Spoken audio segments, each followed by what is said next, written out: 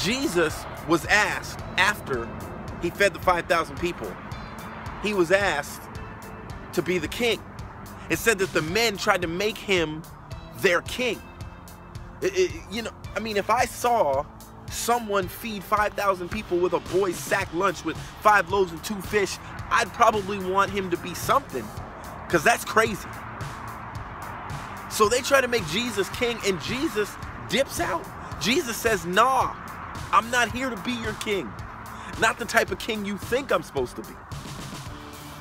One of the important things that we have to remember as a Christian is that just because something is offered to us doesn't mean it's the will of God. Just because you get offered the promotion, just because you get offered a new job, just because you get offered to go to a new church, just because you get offered a job in full-time ministry, doesn't mean that that's the job for you. It doesn't mean that that's what you're supposed to take.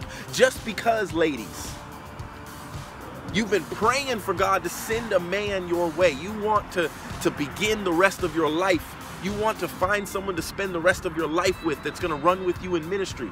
Just because you've been praying for that, the first knucklehead that comes your way may not be your full-time, lifelong knucklehead.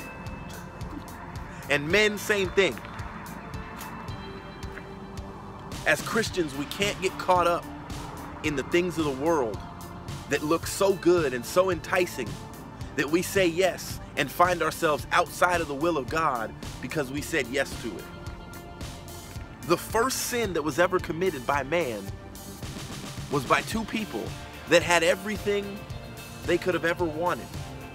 God gave them dominion over the whole earth. He said, but don't touch that tree. That's not yours. But somebody else offered it to them and made it sound good, and they, oh yeah, well maybe, and they tried it.